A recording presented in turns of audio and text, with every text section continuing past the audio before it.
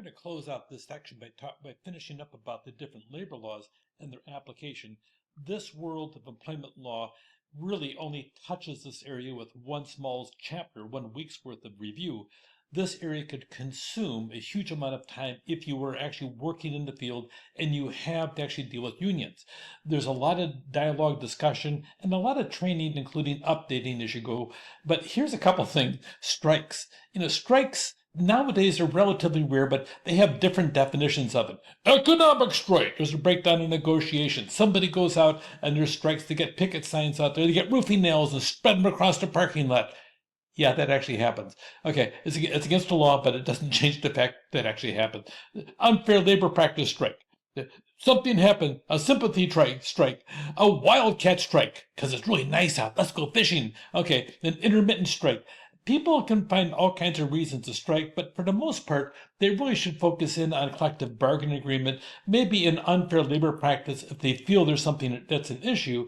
But really, strike should be an extreme situation, and I'm not certain it fits all the time, but that depends upon the union, what they want to actually do.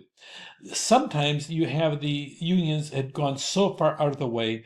The Landman-Griffin Act in 1959 was really about making labor come underneath some kind of democratic process. The unions were so corrupt that the federal government finally stepped in because they're getting out of control, and they're trying to break that link between union activity and organized crime. It was real and it was huge. And the union people, they'd actually worked their entire lives, and here they go to retire. And all of a sudden, the pension fund that the union had was dried up and taken away because somebody had embezzled it, either the criminal organizations or the bosses themselves, the unions. So they stepped in, they changed different things. The union bosses no longer had full control. They had to be elected. Wow. Okay, so you had that kind of aspect of it, and a lot of different regulation for union funds. This is really the last major legislation that dealt with the structure of a union. So, and then in there you have the Union Bill of Rights. Union members have the right to attend union meetings, vote in union business, and nominate. Have agency or court action against a union after exhausting union procedures. That's pretty standard about exhausting the administrative process that exists for you. That then once you exhaust the administrative process, a lot of times not just union activity, but an awful lot of areas where there is an administrative activity, then you can sue afterwards.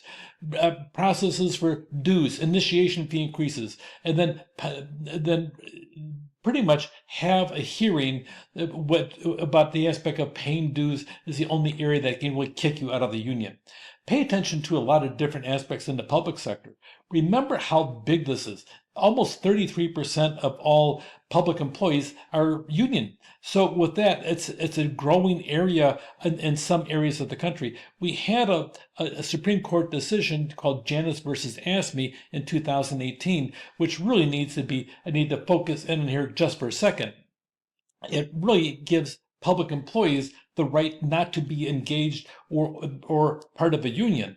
Now, that focus is big because of the fact that unions, typically, they're active in politics, and that's why the public sector tends to be much bigger in unions than the private sector.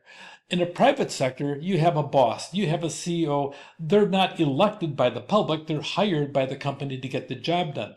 When it comes down to public employees, okay, we have the right as a public employee to actually campaign for the people that actually run for the Board of Trustees, the Board of Education, the county supervisors.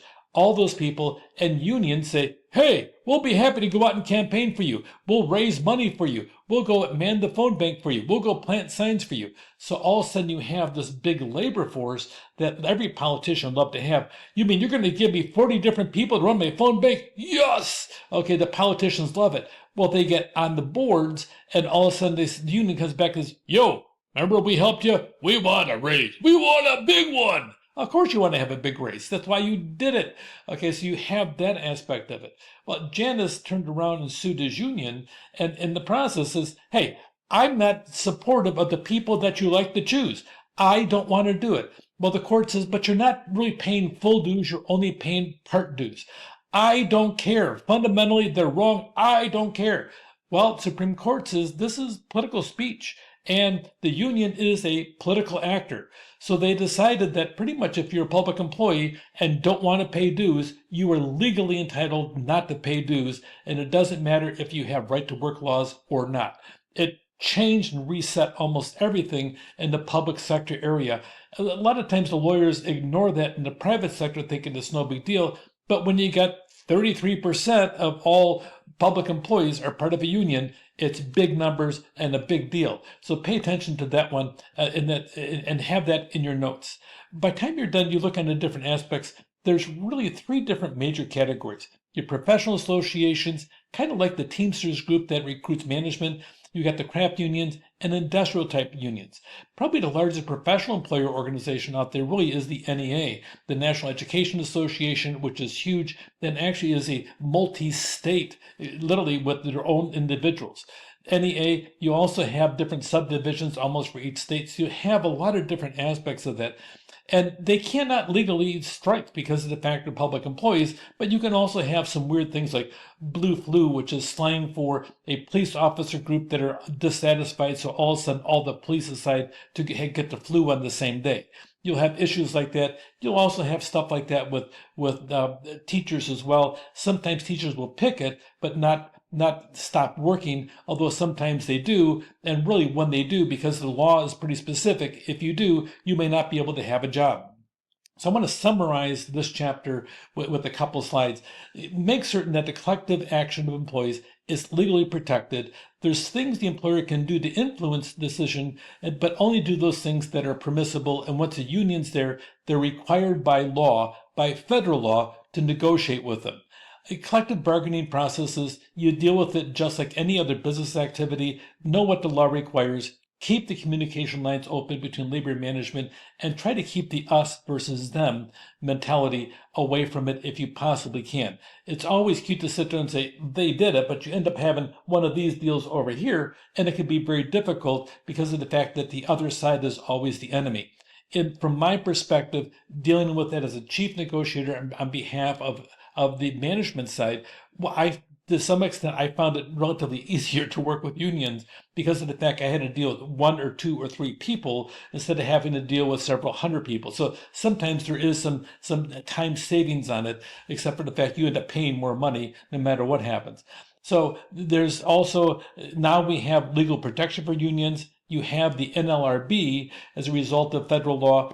And then it's been amended a couple of times, but for the most part, that really is the aspect of what union is all about. Remember about strikes, there's multiple different ways, economic, sympathy strikes, and even a fun one like the Wildcat one, although a company having to shut down because it's a nice day to go fishing. Nice for the employees. I sure hope they caught a lot of fish and shared it with the bosses. Okay, and also the employer can lock union people out if they choose to do that during bad negotiations. The Landgraf-Griffin Act, it only was passed because of union corruption, and that union sector, public sector unions are huge and a big part of the overall economy, and really a big part of the entire union era that we have today. Take care.